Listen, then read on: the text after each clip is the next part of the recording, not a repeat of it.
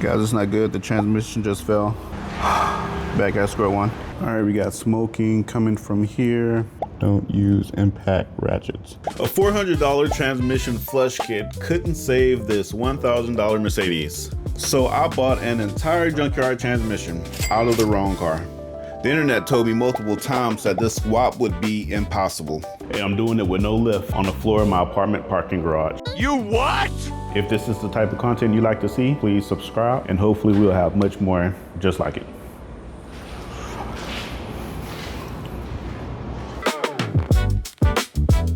How you doing, everybody? And thank you for dropping by Edward Does Cars. Today's episode is going to be pretty cool because hopefully we can get the C-Class running today. You sure about that? I bought it initially thinking that maybe all it needs is a transmission fluid flush, and I did that episode. You guys check that out. The next thing I did, I got Lucas transmission slip fix. I purchased some of that. That did not help. So my brother-in-law gave me a call. He said, look, the front of my E-Class was messed up. So he purchased the E-Class just to take the fender and the headlight off of. So I asked him, hey, how about that transmission though? He told me that the reason he was able to get that parts car so cheap, E-Class, was because the people who tried to put that car together, they tried to put in another transmission. So the transmission that's in that E-Class is low mileage. So he sold it to me for 300 bucks. I put it in the back of the Sentra, drove it down to my apartment. Dude, why don't you get a truck? Why don't you get a truck? We have a transmission jack in here. That transmission is pretty high. It's pretty tall. I had a medium-sized jack that I believe I got from AutoZone many years ago, and that one was not high enough to lift the E-Class up off the ground. And hopefully this will give us the clearance to jack it up high enough and slide the old transmission out and slide the new one in. The next tool is a electric ratchet. This really speeds up the process of removing those bolts from the engine. Oh yeah, and if you guys are new to the channel, again, like 99% of you all are, we're doing this work in the apartment.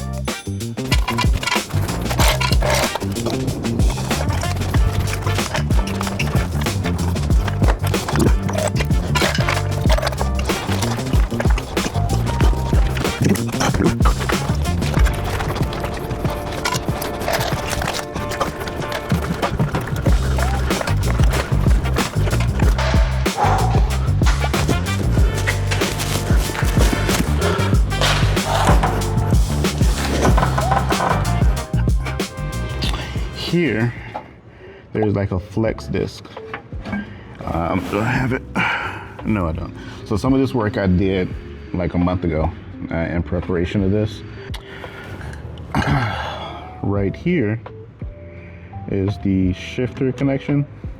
This is where it goes up into the cabin to the actual shifter.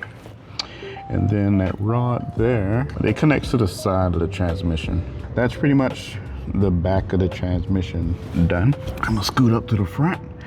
So in the front, there's this, I forget what this is called, but it's connected to the torque converter, and it has these bolts. So there's 3 sets of 2. So there's one here, and then if you rotate it a third, there's going to be the other 2. If you rotate it another third, there will be 2 more bolts. Usually people have a helper, and they rotate the engine until they see these bolts. They'll undo it, and then they'll have the helper go ahead and rotate it another third, and tell them when to stop and stuff like that. So that's currently what I'm doing. And then after that, we have these bolts connecting the transmission to the engine, and then a few of these bolts over here. If it's like the E-Class, the starter is over here as well. So undoing these will undo the starter.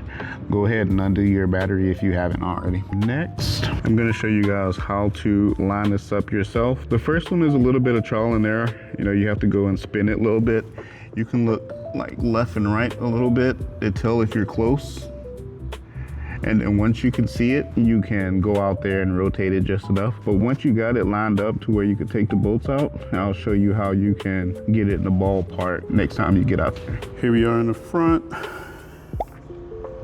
And all you have to do really is just turn it 1/3. You don't really have enough room to do a full 1/3 swing, but you have enough room to do a half of 1/3. So all you gotta do is do a half of 1/3 twice, and it'll get you pretty close. So I'm going to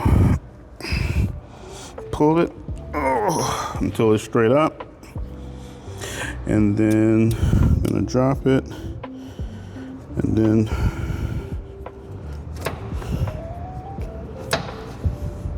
there you go. And then got one more until it's straight up. So that should have you in the ballpark of the next 2 bolts. Let's go in there and see.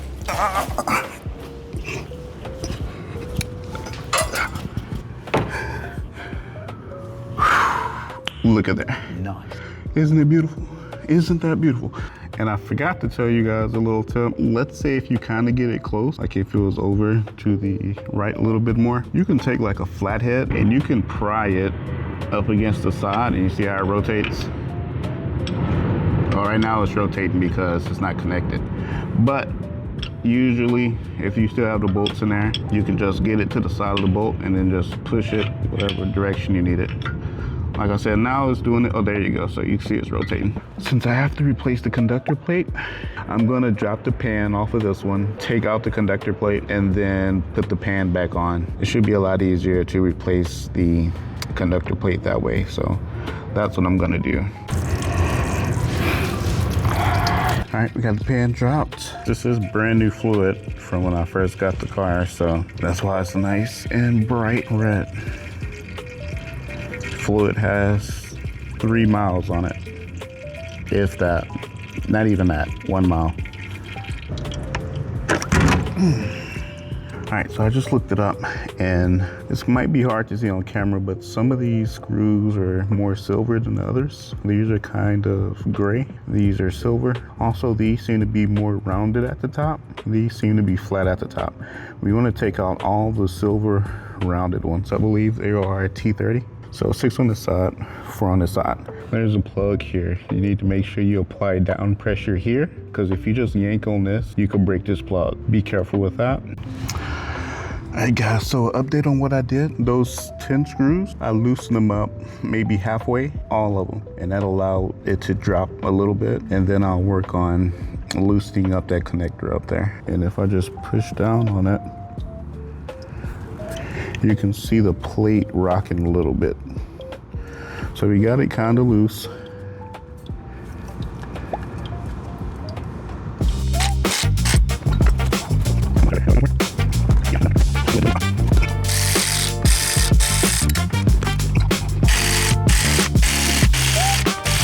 So I'm going to hold it with this hand and then unscrew the last 2 screws, and then hopefully everything just lowers down.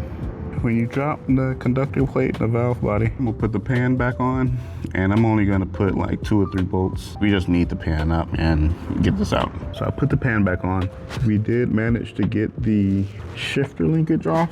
That is disconnected right there, and I'll set it aside to the left. All right, and the last thing I need to do is undo all the bolts all around the bell housing. I don't know, it's a lot of them, maybe 8, maybe 10, I don't know. Undo all those, and it will be free from the engine. So let me get ahead and get started on that. We're removing the bolts that mount the transmission to the engine. That's the socket on the bolt. And I got this extension, and I wrench is all the way in the back of the transmission. And this is a long transmission. So this is pretty much what we have to do with all the remaining bolts. I break them free here and then send it. Well, the opposite of sending it. All right, so it is pretty cramped. I do have to remove the exhaust. And you can see the 2 bolts you need to get to is right there and right there. There's also one back there. All right, so day 2, just broke some bolts. So that's not gonna be an option. But in order for me to reach these top transmission bolts, I had to go ahead and take the airbox off. It took me like 5 seconds. And you can see I have my socket on it right there. I'm just gonna use this long ratcheting wrench. All right, I just got that top passenger side one out. Now we just gotta get the driver's side bolt off at the top, and we'll be ready to drop it. All right, so the craziest thing happened when I tried to get this transmission out. The driver's side top one. I couldn't feel it, but I kind of knew where it was because we have the replacement transmission. This is the replacement. So I just kept putting it, pushing it, and then rotating it. If it rotates, that means, you know, you're not on it. I just kept doing that until I tried to rotate it and it wouldn't because it was on the bolt. And then I just broke it loose and then got it all the way out and then gave it a nice wiggle to the side. And now we have the transmission. It's sitting on this 100% now. Now we just got to get it out without damaging those lines up there. And hopefully we have enough room. I tried to take the exhaust out over here, but I stripped the bolt right there. All right, so you know how I was struggling with those transmission lines? I think I see why. Let me show you. From the transmission, these lines are bolted in place along the blocks. And there's also these that hold the two together. And the reason why I couldn't move the lines up there independent of one another, it was this one that I missed. So I believe once I loosen this up, I should be able to move these lines a lot more freely. All right, so I loosened it and it's still in the way, but it's independent of this line now. So when I release this from the side of the transmission, I should be able to pull this all the way forward and we should be cooking.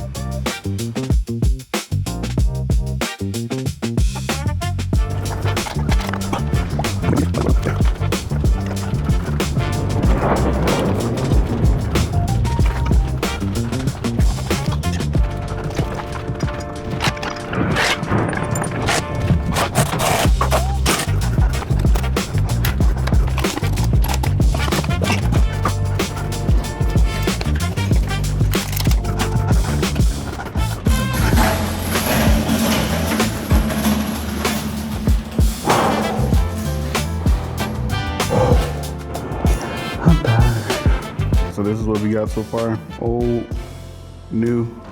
I see differences in the rear. It just has two ribs on each side going down. This one here only has one on each side going down. They almost look like different lengths. Actually, I think it's just it not being mounted. I just pulled this one out and I can't push it back in. And it's the same with that, so maybe we're good.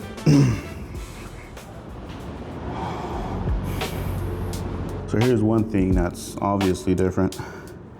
The C-Class had a shift knob like in a central console, like a regular car, and it was a physical connection here, like a shift linkage. So that's that. But this came out of E-Class. It doesn't have that central shifter knob in the middle. It's like on a steering wheel. So all this is like electronic controlled. So I'm hoping I can take this off and it will reveal something like this or similar. I might have to figure something out.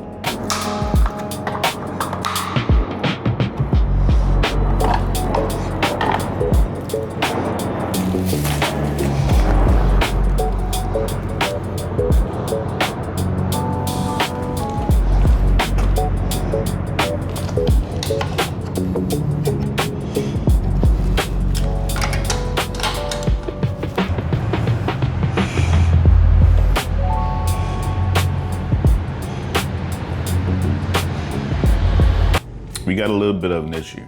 So on the transmission I got from the E350, it has a ISM something.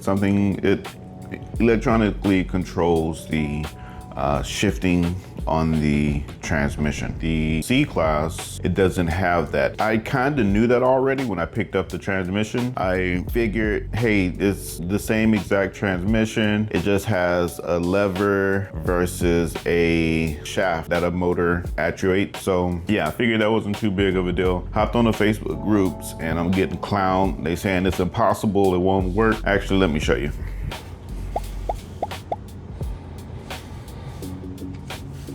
So yeah, absolutely roasted on this W204 group.